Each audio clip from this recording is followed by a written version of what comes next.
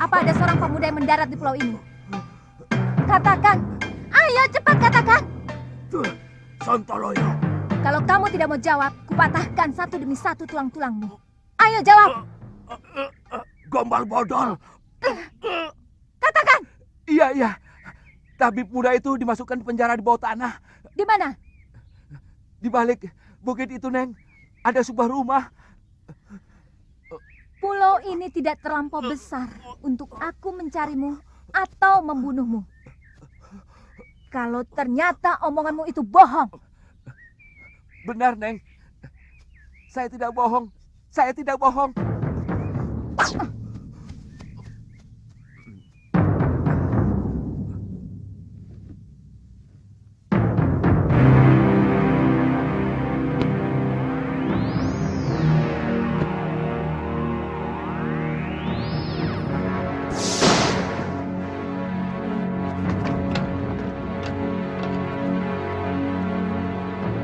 Jangan berlagak jago di sana. Biarkan kami tetap di sini. Hei, di sini jauh lebih aman daripada di luar. Selamatkan saja dirimu sendiri.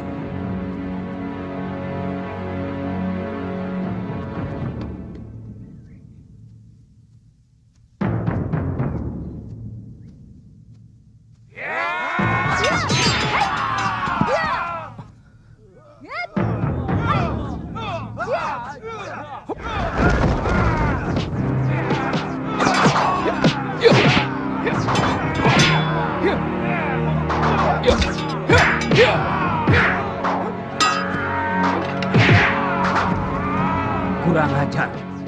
Benar-benar luar biasa anak muda itu.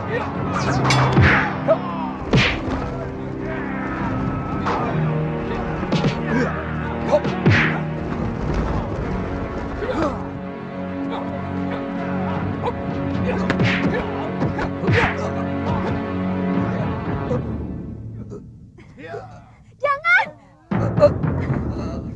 Jangan bunuh kakek saya!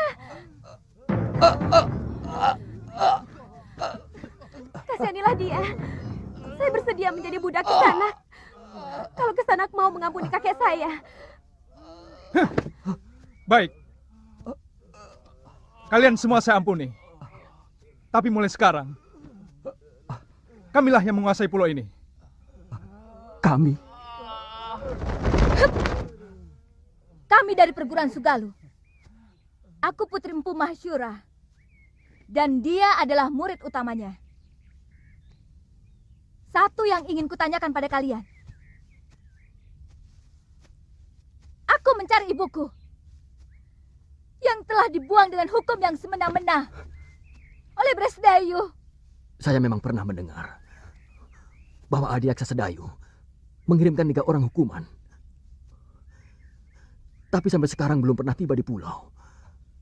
Mungkin kapalnya terserang badai. Karena bulan-bulan ini memang musim barat. Perintahkan seluruh rakyat Tuan untuk mencari orang yang terdampar di pulau ini. Baik, Dewi.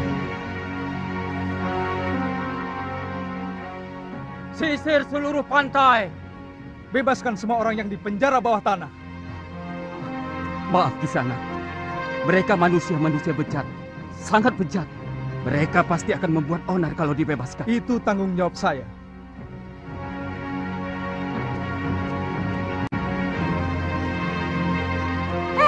Siapa kamu? Dia cucuku, Dewi. Saya tidak tanya kamu. Nama saya Kaliana Tantri, cucu kakek Kalapati. Dia yang telah menyelamatkan saya dari keroyokan ular dan kalajengking di penjara bawah tanah. Jangan coba-coba menggoda kekasihku. Aku bisa melakukan kekejaman yang lebih dari kakekmu.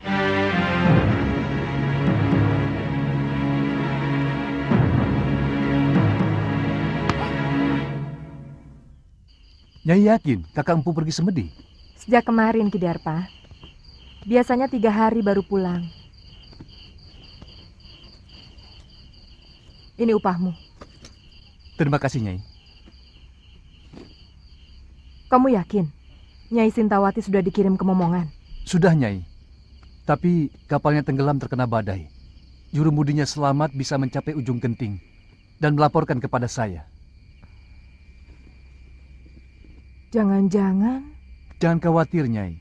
Tidak mungkin orang bisa menyelamatkan diri dari kapal tenggelam. Jurumudi itu bisa selamat karena kebetulan mengapung di atas kepingan papan kapal. ya sudah. Baik.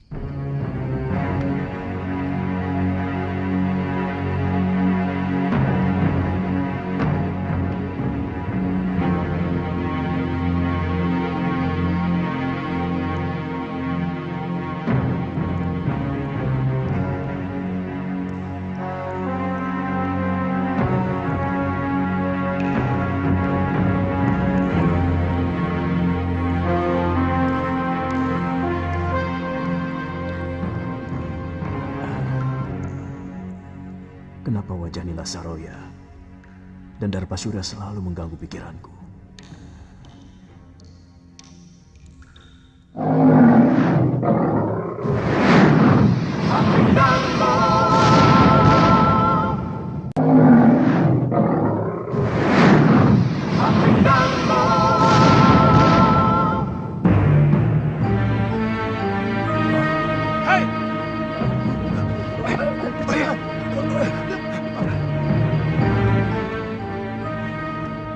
Ada apa?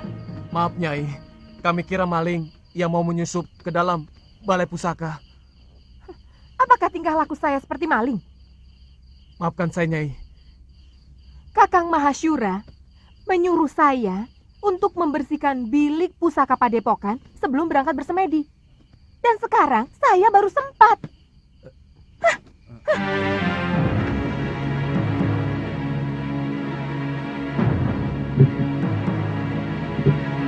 Saya heran, kenapa guru lebih mencintai Nyai Nila?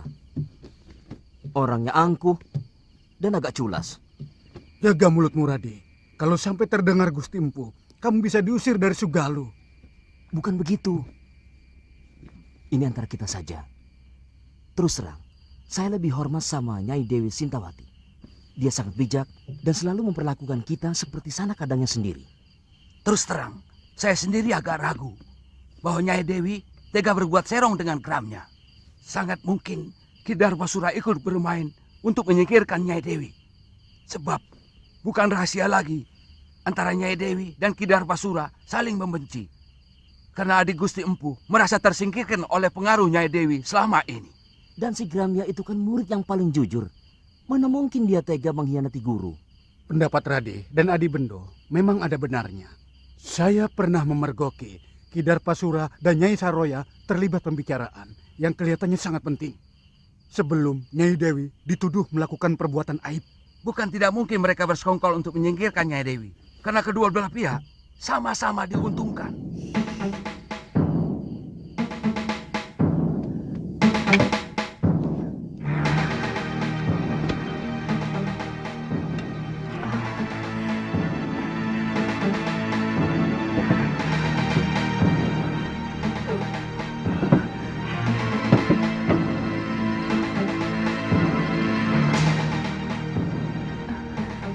Dasyandriya.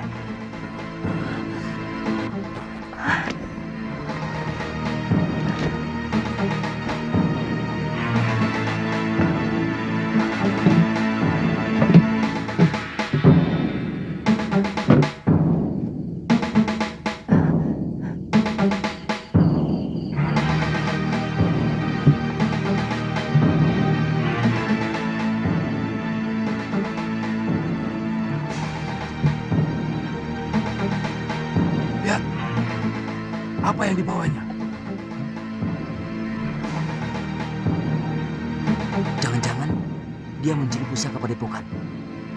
Itu tanggung jawab kita. Apalagi Gusti Empu sedang seperti. Ready? Ada apa lagi? Maaf Nyai, rumah pusaka ini tanggung jawab kami. Apa yang Nyai bawa? Bukan urusan kalian. Kami bisa digantung kalau ada selembar benang pun yang hilang dari bilik pusaka itu. Maaf, berikan kepada kami buntelan itu, Nyai.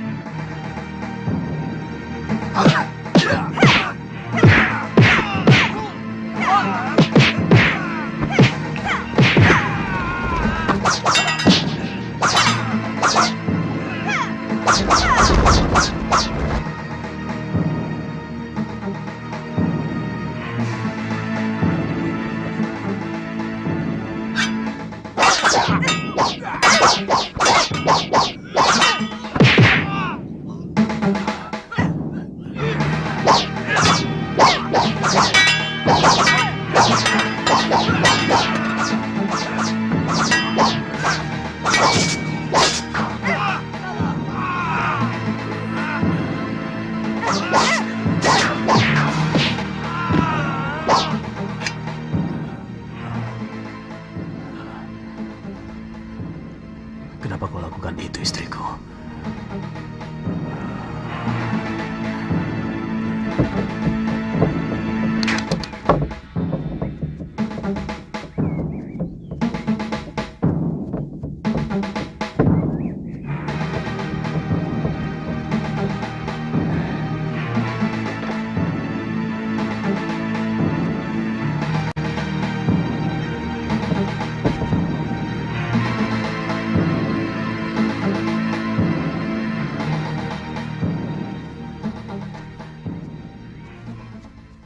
Maaf, agak terlambat. Saya harus menangani orang-orang yang Nyai bantai semalam. Terpaksa saya lakukan, Ki. Mereka mau menghalangi saya. Kita berangkat sekarang? Rencana Nyai sudah benar-benar mantap. Kamu pikir saya benar-benar mencintai orang tua macam Mahasyura, meskipun dia sangat sakti? Selama ini, saya terpaksa berpura-pura mencintai dia, karena saya butuh ilmunya.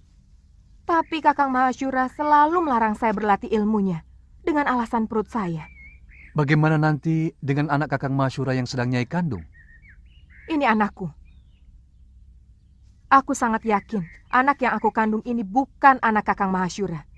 Karena ketika dia mengawiniku, aku sudah 2 sasi terlambat bulan. Aku akan kembali ke padepokan dekat Gunung Parang. Mari, Nyai. Aku akan menghimpun kekuatan dari perguruan Halimun Petak. Untuk itu, saya mengajak Ki Darpasyura bersama-sama menegakkan kekuatan perguruanku yang sudah hancur oleh Sudamani. Ada dendam perguruan yang masih belum tuntas. Kalau tidak salah, perguruan Halimun Petak adalah Empu Ranggasuli. Dia ayah saya. Oh. Saya yakin Nyai sudah tahu perseteruan antara ayah Nyai dengan Kakang Mahasyura. Itu kenapa saya harus minggat dari Sugalu. Siapa nanti yang akan menjadi guru di sana? Kamu sendiri, Ki. Nanti kalau anak ini sudah lahir, aku yang akan menggantikannya.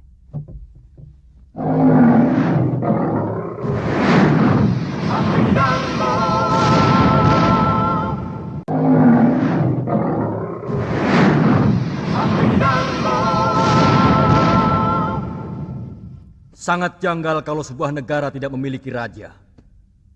Selama Gusti Prabu Anglingdarma meninggalkan negeri Malwapati, rakyat kita seperti ayam kehilangan induk.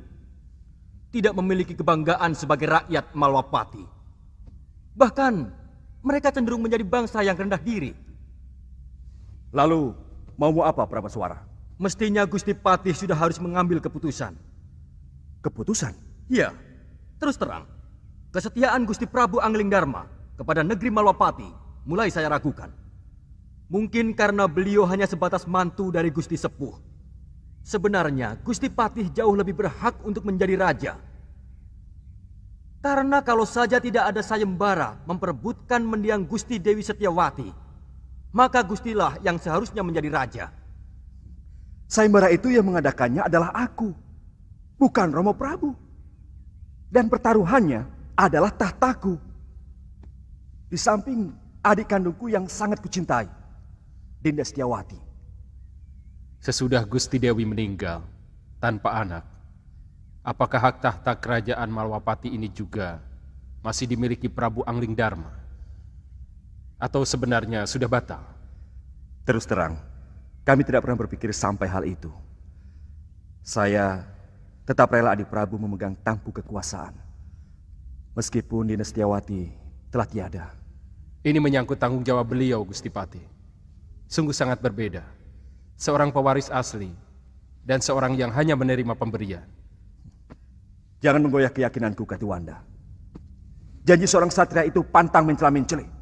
Pagi kuning, siang merah, malam hijau. Gusti akan membiarkan negeri ini semakin kerdil tanpa kemajuan setapak pun. Karena tidak adanya raja.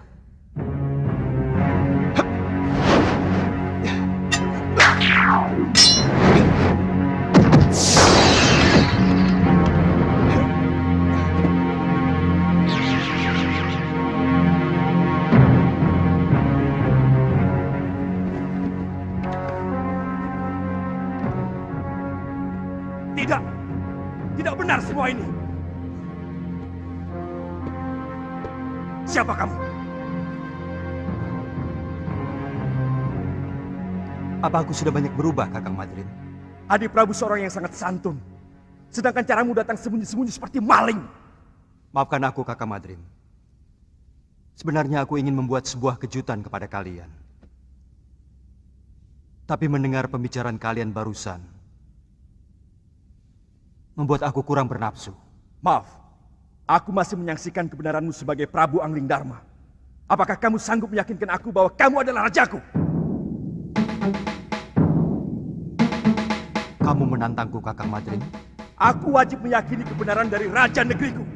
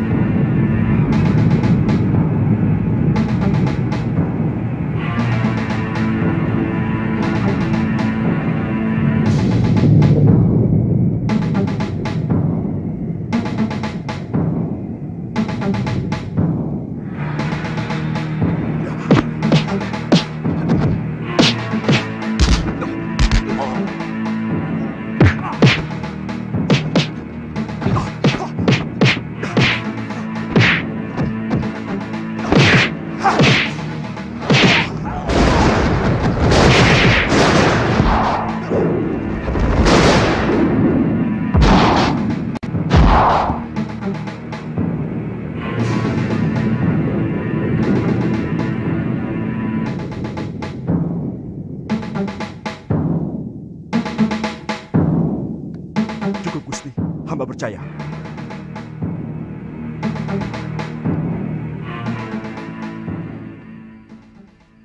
Pengembaranku ternyata tidak sia-sia, Kakang Madrin. Aku bisa melihat langsung apa yang terjadi di kalangan rakyatku. Berbagai macam bentuk kehidupan yang selama ini belum pernah saya lihat dari tembok ke daton. Sudah merupakan kebiasaan. Seorang prabu biasanya cukup melihat kehidupan rakyatnya lewat laporan para tumenggung dan adipati. Adipati menerima laporan dari para kubu dan bekel. Bekel menerima laporan dari Jagabaya dan para kepala kampung. Itulah kenapa banyak raja yang menjadi membambung. Maksud Adi Prabu? Banyak rakyat yang menderita, tapi raja tidak mampu melihatnya. Tidak sedikit rakyat yang menjerit karena penderitaan mereka. Tapi kuping raja sama sekali tidak bisa mendengar. Karena semua laporan kehidupan yang masuk ke dalam kedaton sudah disaring dan diberi bedak. Supaya kelihatan indah, adem ayem, toto tentrem, kerto raharjo. Tidak baik seorang raja harus memikirkan hal-hal sepele seperti itu. Semua itu cukup ditangani oleh para rakyat dan tumenggung. Sebab ada yang jauh lebih penting dari urusan tetek bengek seperti itu. Adalah bagaimana supaya bisa menjaga wibawa. Pengembaranku selama ini membuka mata dan telingaku. Bahwa ternyata rakyat tidak pernah peduli.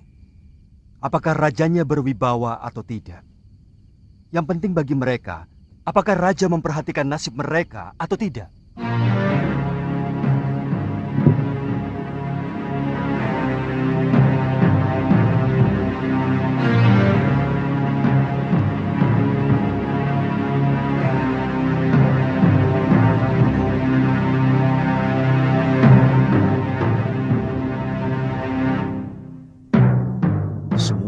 pusaka terbaik ciptaanku dicuri.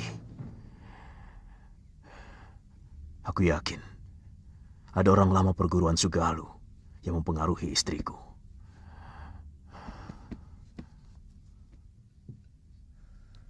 Saya tidak tahu apakah ini hanya kebetulan terjadi. Sejak Nyai Nila pergi, Ki Darpasura tidak pernah kelihatan di rumahnya maupun di padepokan. Kata pekatik rumahnya, Ki Darpa pergi mengendarai gerobak di hari yang sama dengan kepergian Nyai Nila. Darpasura? Apa mungkin adik kandungku tega mengkhianatiku, Subada? Saya benar-benar tidak tahu, Guru.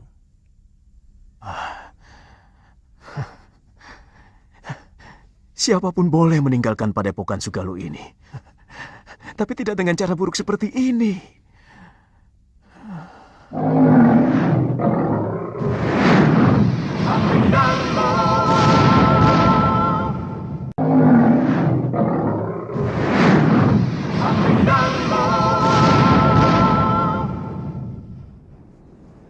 Semua orang sudah dikerahkan menyisir pantai. Bahkan, beberapa orang pun sudah sampai di Pulau Hantu. Tapi Biung belum juga diketemukan.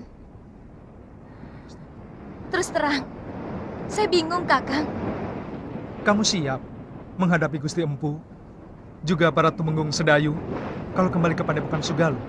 Maksudmu, kamu lebih suka tetap tinggal di pulau ini? Karena kamu naksir sama cucu Kalapati itu, kan? Lu, jangan kau ungkit itu lagi. Aku sudah katakan semuanya kepadamu. Tantri hanyalah teman biasa.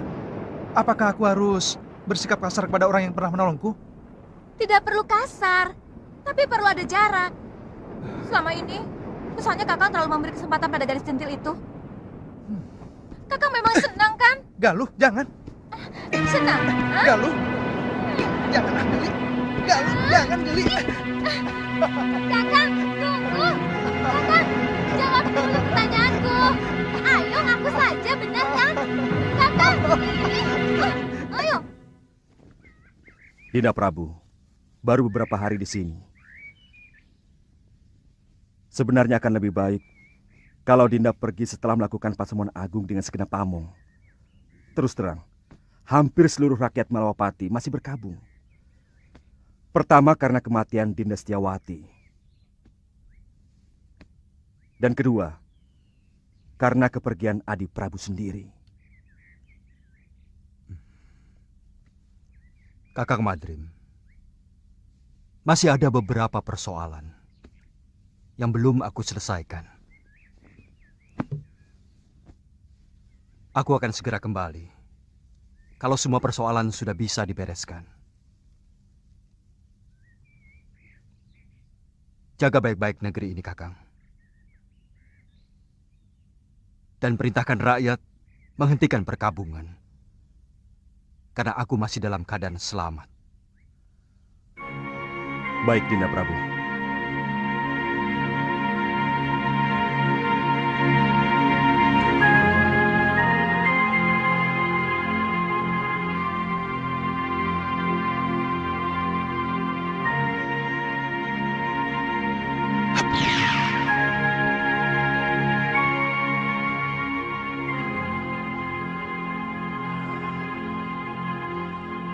Aku ingin tahu apa yang sebenarnya Adi Prabu lakukan.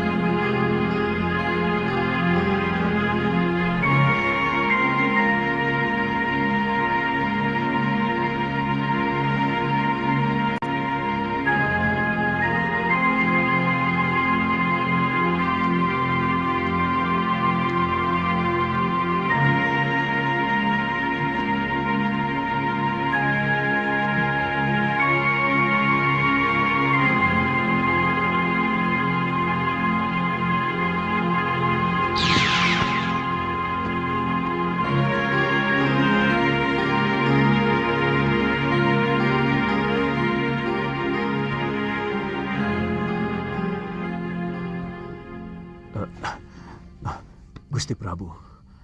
Guru menangis? Mana?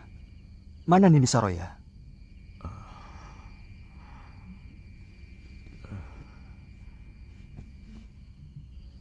Sejak siang saya duduk di sini, merenungi nasib buruk yang sedang saya alami. Hampir dengan waktu yang bersamaan, saya kehilangan segala-galanya, Gusti. Mungkin juga harapan saya. Apalagi yang terjadi, Guru?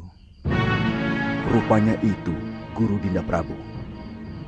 Terus terang, hati kecil saya tidak percaya bahwa Sintawati melakukan aib yang menjijikkan itu. Tapi Guru tidak berusaha melakukan apapun? Sejak itu hati saya selalu gelisah. Saya selalu dikejar perasaan bersalah.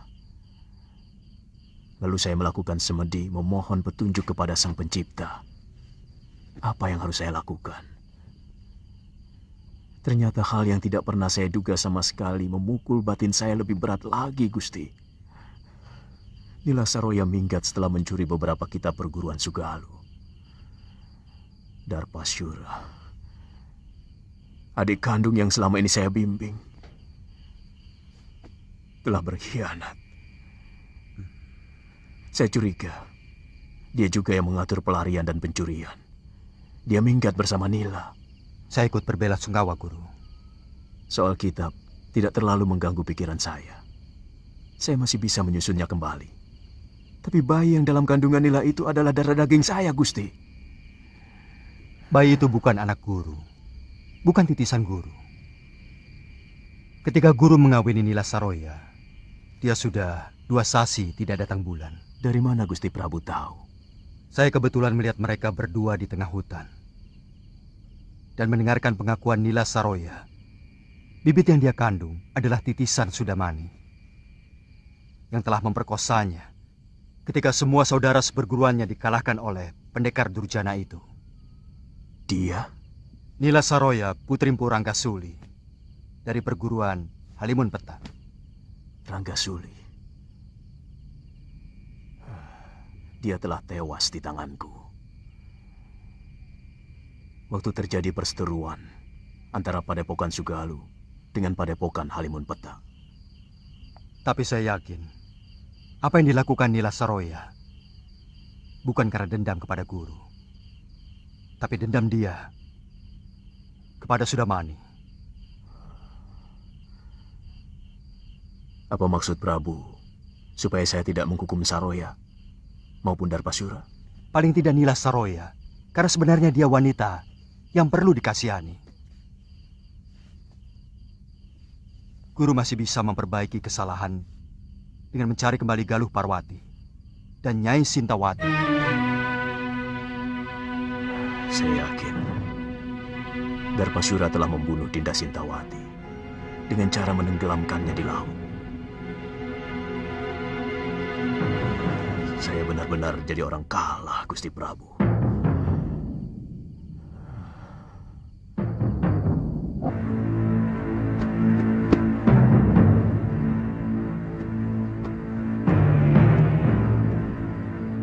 Bagaimana kalau Guru tidak mau menerima kita? Kita mengembara. Mungkin ke negeri Malwapati.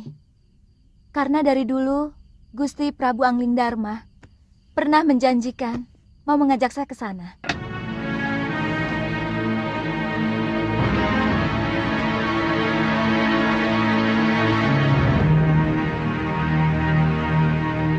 Saya sudah minta dibuatkan ketupat untuk bekal selama pelayaran kita. Dengan jung kecil, kemungkinan kita akan jauh lebih lama dari pelayaran kita ke pulau ini. Kita harus mengatakan pada Kalapati bahwa dia tetap hanya seorang wakil penguasa di pulau ini. Karena kita telah menaklukkan mereka. Kamu masih menginginkan untuk menguasai pulau menjijikkan ini, loh. Sekedar supaya dia tahu bahwa dia orang taklukan.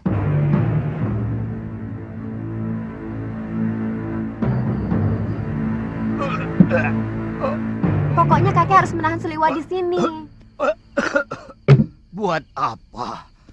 Kalau dia hengkang dari sini, aku malah senang. Dan pulau ini akan menjadi milikku lagi. Kek, saya mencintai Suliwa, Kek. Saya bisa mati kalau harus berpisah sama dia, Kek.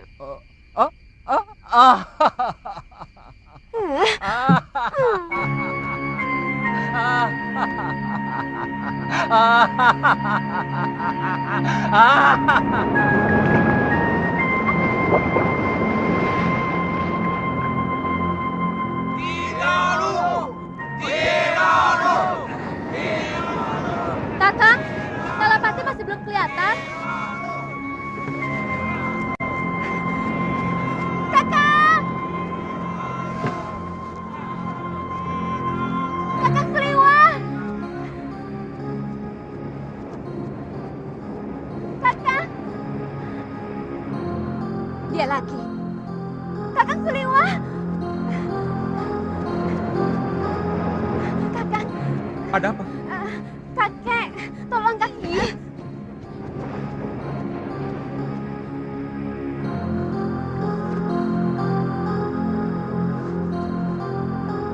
Kenapa kakek? Dia tiba-tiba pingsan. Tolong Kakang. Pingsan? Sebentar ya. Lu? Apa? Sana, tolong kakek si centil itu. Jangan begitu. Bagaimanapun, saya tidak bisa melepaskan kewajiban saya sebagai seorang tabib. Saya kan tidak melarangmu. Lagi pula itu bukan urusanku. Sebaiknya kau ikut. Hih, Bagaimanapun, kita perlu bicara dengan Kalapati.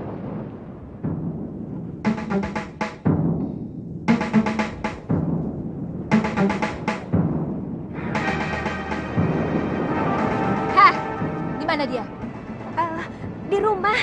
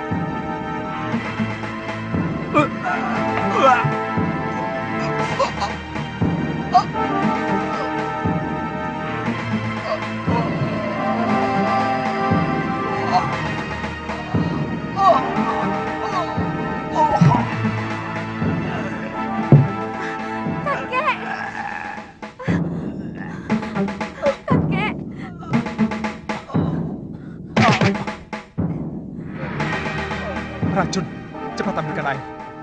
Kakekmu terkena racun ikan gelembung dan bunga karang darah. Baik.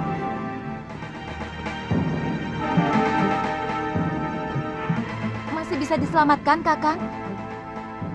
Tugas seorang tabib adalah berusaha.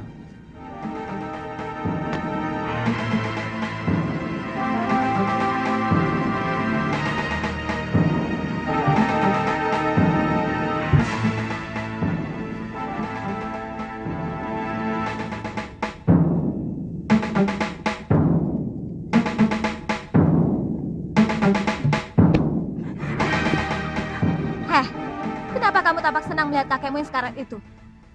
Jangan-jangan kamu sendiri yang meracuninya. Kenapa Nini bicara begitu?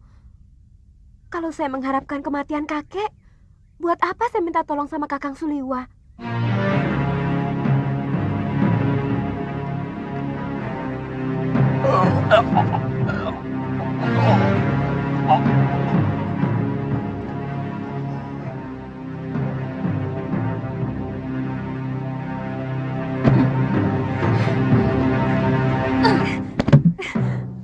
Jangan berani-berani menggoda kekasihku, Tantri.